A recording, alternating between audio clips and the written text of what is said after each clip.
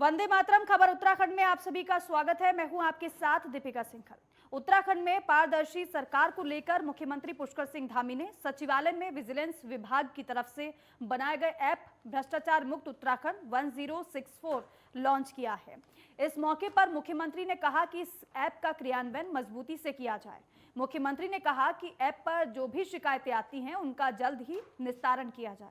अगर किसी शिकायतकर्ता की शिकायत विजिलेंस से संबंधित नहीं है तो उसे सीएम हेल्पलाइन और संबंधित विभाग को भेजा जाएगा।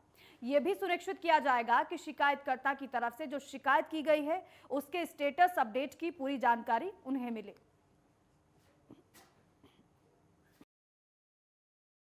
तय किया है कि हम उत्तराखंड को भ्रष्टाचार मुक्त करेंगे और उस दिशा में आज हमने 1064 यानी 1064 वेबसाइट को लॉन्च किया है। इसके माध्यम से आम जनता से जो भी भ्रष्टाचार से संबंधित शिकायतें विजिलेंस को कर सकते हैं और अपने मोबाइल पर 1064 मोबाइल ऐप को डाउनलोड करके उस पर अपनी शिकायत दर्ज करा सकते हैं। भ्रष्टाचार उत्तराखंड की ओर यह हमारा एक कदम है। इसमें आप सभी लोग आगे आएँ और भ्रष्टाचार मुक्त बनाने में सरकार का सहयोग करें। और उत्तराखंड में जिस वक्त कोरोना अपने चरम पर था उस वक्त बड़ी संख्या में स्वास्थ्य विभाग द्वारा संविदा कर्मचारियों को रखा गया। उन संविदा कर्मचारियों ने उस वक्त बहुत अच्छा काम भी किया, लेकिन उन लोगों का अनुबंध खत्म होने के बाद सभी को बाहर का रास्ता दिखा दिया गया। हालांकि इतने विरोध प्रदर्शन का अब फायदा होता हुआ भी दिख रहा है, क्योंकि प्रदेश के स्वास्थ्य मंत्री डॉक्टर धन सिंह रावत ने एक बड़ी बात कही है। उन्होंने कहा है कि किसी भी व्यक्ति को निकाला नहीं जाएगा। साथ ही कहा गया है कि संविदा कर्मचारियों ने कोविड काल में बहुत अच्छा काम किया और ये सही नहीं होगा कि उन्हें ऐसे निकाल दिया जाए। स्वास्थ्य मंत्री डॉक्टर धन सिंह रावत ने कहा है कि हम एक बार फिर से ऐसे कर्मचारियों से काम लेंगे।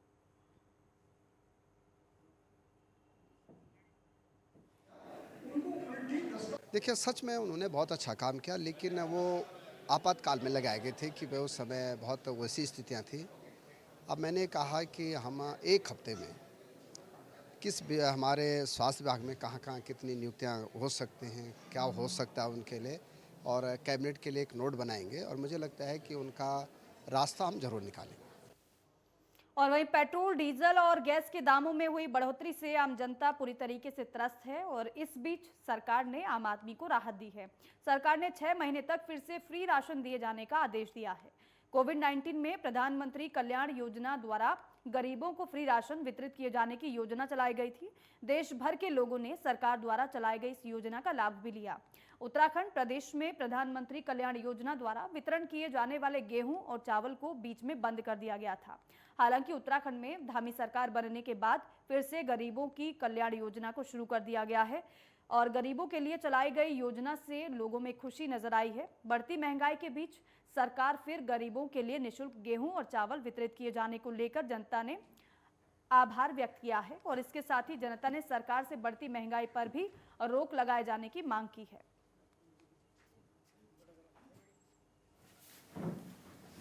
लॉकडाउन में कोविड-19 के चलते प्रधानमंत्री गरीब कल्याण योजना को शुरू किया गया था, जिसमें आम आदमी को काफ़ी लाभ हुआ। हालांकि इसकी जो डेट थी वो मार्च तक इसकी समाप्ति की घोषणा थी, लेकिन इसको मार्च अप्रैल से बढ़ाकर इसको आगे 6 महीने के लिए बढ़ा दिया गया है। अब इसका राशन जो गोदामों में पहुंच चुका है और जैसे राशन डीलर उठाएंगे ये आम लोगों तक पहुंच जाएगा। और वहीं पौड़ी के सभी प्राथमिक, जूनियर और माध्यमिक विद्यालयों में मूलभूत सुविधाओं का बारीकी से आकलन किया जाएगा।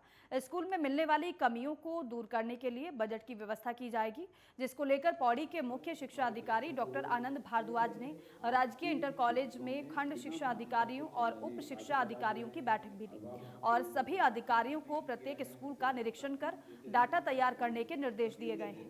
विद्यालयों में बिजली, पानी, शौचालय समेत अन्य व्यवस्थाओं को रेखांकित करते हुए उन्होंने रिपोर्ट तुरंत पेश करने के निर्देश दिए हैं।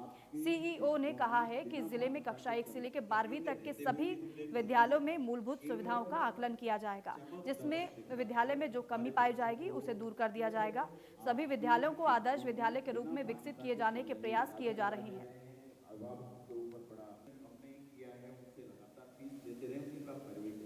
कि जनपद पौड़ी में क्लास 1 से लेकर 12th तक चलने वाले हर विद्यालय में पूरी बिल्डिंग हो, टॉयलेट हो, बिजली हो, पानी हो, क्लासरूम्स अच्छे हों, ग्राउंड अच्छा हो, चार दीवारी हो, स्मार्ट क्लास हो, कंप्यूटर्स हो।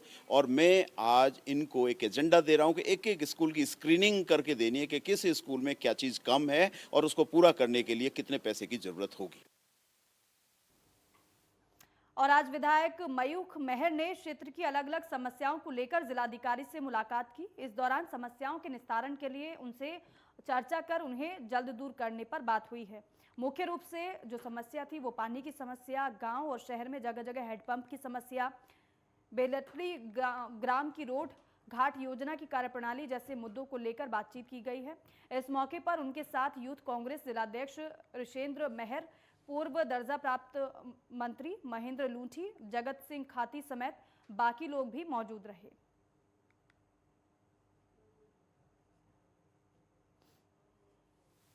आज हम जिलाधिकारी से भेंट करने के लिए इसलिए आए थे कि हमारी विधानसभा में जो वर्तमान में समस्याएं चल रही हैं उनका किसी तरह भी निराकरण किया जाए। उसमें पेयजल की समस्या है, शिक्षा की समस्या है, विद्युतीकरण की समस्या है, रोड की समस्या है। बहुत सारी ऐसी समस्याएं थी जिनको आज तक अनदेखा किया गया था और उनका निराकरण होना बहुत नितांत आवश्यक था। और हमने उन सारी समस्याओं को जिलाधिकारी के संज्ञान में डाला है और उन्हें उसको उनका निस्तारण करने का हमने उनसे अनुरोध किया है। और हमने ये भी कहा है कि अगर इन समस्याओं का सही निदान नहीं हुआ तो हमको सड़कों में आने में भी कोई संकोच नहीं है। और वही यूपी के शारदा सागर जलाशय से पानी छोड़े जाने के चलते खटीमा तहसील क्षेत्र के बगुलिया, सिसैया, बंदा, बलुआ खेरानी और ऊंची बगुलिया, झाऊपरसा, वन महोलिया आदि ग्रामीणों की सैकड़ों एकड़ फसलें और उनके घर जलमग्न हो गए हैं। वहीं जल भराव से पीड़ित ग्रामीणों के साथ खटीमा के विधायक भुवन कापड़ी ने खटीमा तहसील पहुंचकर एसडीएम को ज्ञापन सौंपा। ग्रामीणों ने जल भराव की समस्या को लेकर बात की। विधायक भुवन कापड़ी ने एसडीएम से नुकसान का मुआवजा दिए जाने की बात कही है।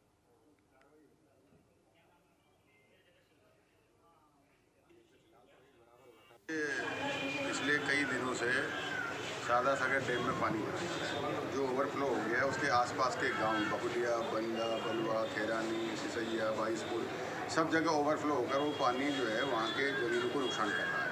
हम जिलाधिकारी के पास आए हैं कि भाई इसको देखा जाए कि कहीं डैम भरने के चक्कर में आसपास के हमारे ग्रामीणों के हज़ारों एकड़ जो गन्ना बर्बाद हो गया है उसका मुआवजा कौन देगा, उसका नुकसान कौन भरेगा और कैसे रुकेगा। इसी सिलसिले में हम बैठे हैं और अभी जो है कि कैनाल के एसडीओ को यहाँ बुलाया, बातचीत करी है, सर्वे कराएंगे और जल्द से जल्द इस समस्या का समाधान करने का आश्वासन नहीं है।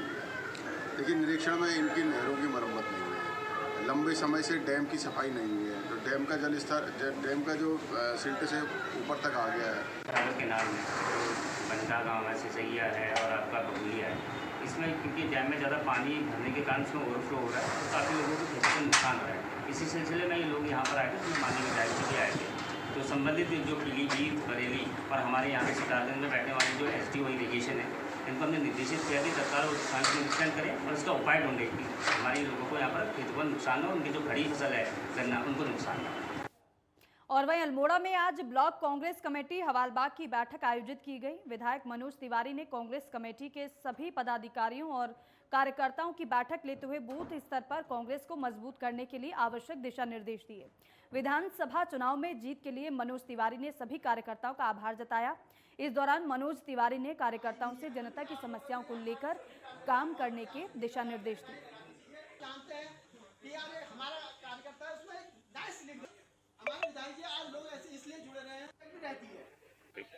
देखिए, विधानसभा चुनाव संपन्न होने के बाद आज हमने कोलवा ब्लॉक कांग्रेस कमेटी के समस्त कांग्रेसजनों की बैठक आयोजित की और इसमें हम पहले तो मैं अपनी ओर से सबको चुनाव जीतने पर आभार प्रकट करने के लिए इस बैठक को आयोजित किया और उसके साथ साथ जो हमारे इस हॉलबाग विकासखंड के बूथ हैं जहां पर हम चुनाव जीते हैं तो उसका मत प्रतिशत और कैसे बढ़ाएं। अल्मोड़ा विधानसभा की जो समस्याएं हैं उनको हम जनता के माध्यम से सरकार के सामने रखें और अपनी मांगों को पूरा करवाने का प्रयास करें। इन सारी चीज़ों को लेकर आज हमने यहाँ पर ब्लॉक कांग्रेस कमेटी की बैठक आज की गई है और इस समीक्षा बैठक आयोजित। और वहीं अल्मोड़ा में पर्यटन सीजन को देखते हुए जिला प्रशासन तैयारी में जुट गया है। पर्यटन स्थलों में व्यवस्थाएं चुस्त दुरुस्त करने के साथ ही इस बार जिला प्रशासन का कूड़ा निस्तारण पर विशेष फोकस है। इसके लिए जिला प्रशासन की ओर से कवायद शुरू कर दी गई है। दरअसल पहाड़ की खूबसूरत वादियों को निहारने के लिए देश विदेश से भारी तादाद में सैलानी अल्मोड़ा का रुख करते हैं।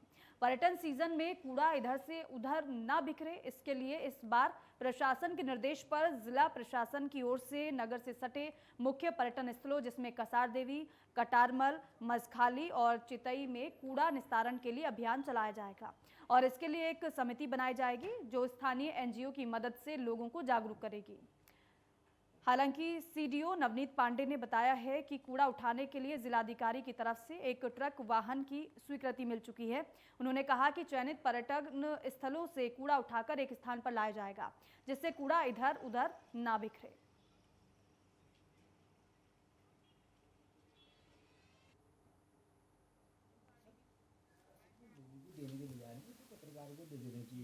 इस संबंध में शासन से हमें निर्देश प्राप्त हुए हैं कि जितने भी हमारे मुख्य पर्यटक स्थल हैं वहाँ पे एक अभियान स्वरूप जो रोड साइड पे हम लोग एक कूड़ा उठान का कार्यक्रम चल रहे हैं जो नियमित रूप से ग्राम प्रधानों के माध्यम से और जिला पंचायत के माध्यम से संचालित किया जा रहा है।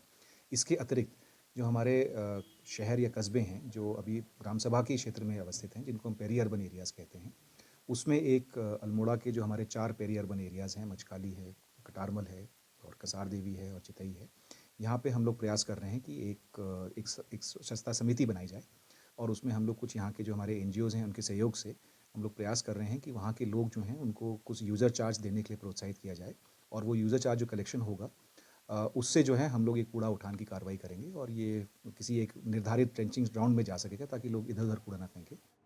और वहीं बागेश्वर जिले के गरुड़ तहसील के डंगोली क्षेत्र में स्थित रिद्धि सिद्धि लीसा फैक्ट्री में शॉर्ट सर्किट के चलते आग लग गई। आग ने थोड़ी देर में पूरे फैक्ट्री को अपनी चपेट में ले लिया। हालांकि स्थानीय लोगों ने इसकी सूचना फायर ब्रिगेड को दी जिसके बाद फायर ब्रिगेड की कई गाड़ियां मौके पर पहुंची और आग बुझाने का काम किया। गनीमत है कि इस हादसे में किसी तरह की जनहानि नहीं हुई है। फैक्ट्री में लगी मशीन और अन्य सामान जलकर खाक हो गया है। इस हादसे में लाखों के सामान का नुकसान हुआ है। और डोईवाला की ग्राम पंचायत माजरी ग्रांट के चांडी प्लांटेशन में एक किसान पिछले 3 सालों से स्ट्रॉबेरी का उत्पादन कर रहा है। तो वहीं क्षेत्र में स्ट्रॉबेरी उत्पादन होने से स्थानीय लोग भी काफी खुश हैं कि उन्हें बाजार से कम दाम पर ताज़ी स्ट्रॉबेरी मिल रही है। यहाँ बाजार में 200 से 250 रुपए किलो स्ट्रॉबेरी बिक रही है। तो वहीं अमरजीत सिंह 150 रुपए किलो स्ट्रॉबेरी बेच रहे हैं। किसान अमरजीत सिंह ने बताया है कि स्ट्रॉबेरी की खेती करते हुए उन्हें 3 साल हो गए हैं। इसकी खेती उन्होंने हिमाचल में देखी थी और फिर स्ट्रॉबेरी की खेती अपने गांव में करनी शुरू कर दी। वो इसके पौधे हिमाचल से लाते हैं।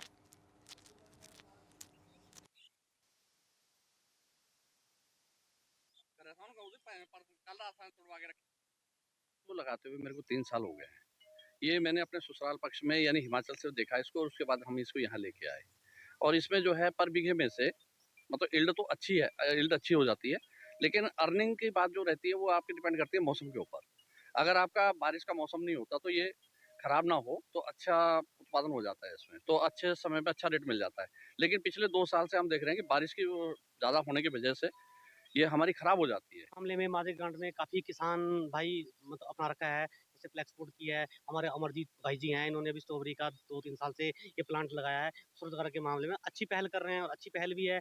लोग की तरफ से भी सहायता मिलती रहती है। समय समय पर कृषि विभाग के, उद्यान विभाग के अधिकारी भी आते हैं, चेक भी करते हैं। हमने अभी पंचायत में प्रस्ताव डाला था कि भाई जी के लिए पॉली हाउस का भी इसके लिए हो, तो पॉली हाउस में अच्छी होती है ये, तो उसके लिए भी उन्होंने कहा कि नहीं जल्द ही उसको दिया जाएगा और सब्सिडी भी दी जा रही है सरकार की तरफ से। सरकार एक पहल कर रही है, सभी को उनका एक फायदा उठाना चाहिए।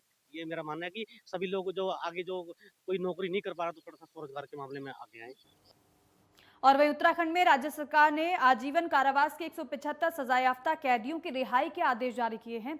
ये आदेश प्रमुख सचिव गृह आर.के. सुधांशु ने जारी किए हैं।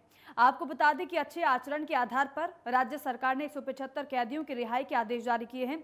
इनमें से देहरादून जिला कारागार के 23 कैदी रिहा होंगे।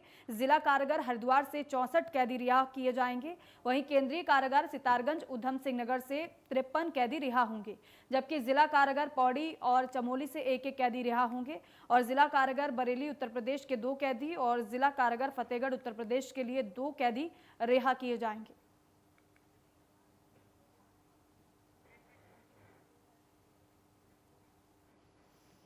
और अब बात करेंगे गर्मी की, क्योंकि प्रदेश में गर्मी लगातार बढ़ती जा रही है। लगातार तापमान में बढ़ोतरी दर्ज की जा रही है। मौसम विभाग की माने तो फिलहाल तापमान में लगातार बढ़ोतरी होती रहेगी। मौसम निदेशक विक्रम सिंह ने कहा है कि पिछले मार्च महीने से तापमान सामान्य से ऊपर चल रहा है। अभी भी तापमान सामान्य से 6 से 7 डिग्री सेल्सियस ऊपर है। उन्होंने कहा है कि 2000 फीट की ऊंचाई वाले इलाकों में भी तापमान सामान्य से 7 डिग्री सेल्सियस ऊपर चल रहा है। ऐसे में जंगलों में आग लगने की संभावनाएं बढ़ जाती हैं।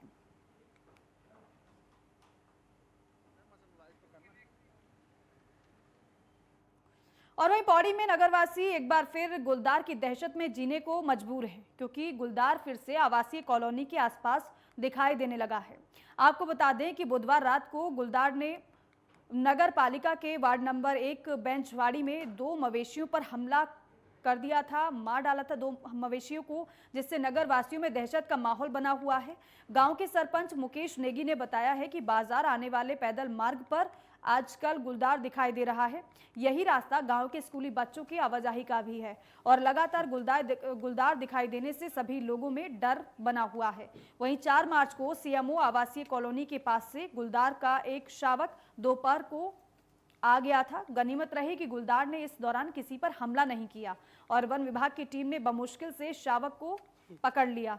वहीं इस पूरे मामले में रेंजर पौड़ी अनिल भट्ट का कहना है कि कई जगहों पर पिंजरा लगाया जा रहा है, साथ ही साथ गश्त भी बढ़ाई जाएगी।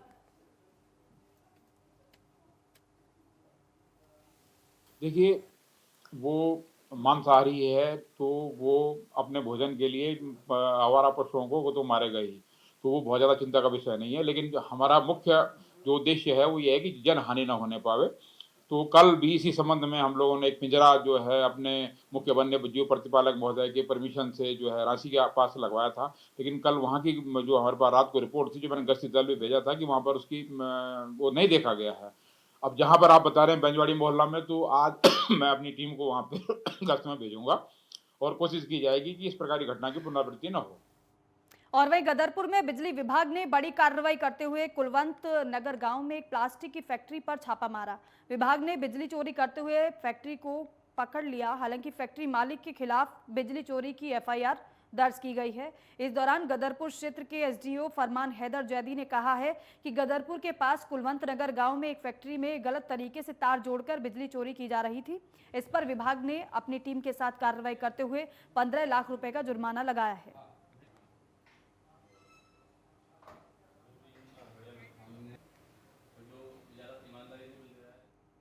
और इसी के साथ ही खबर उत्तराखंड में बस इतना ही। आप बने रहिए नेटवर्क 10 के साथ। जय हिंद।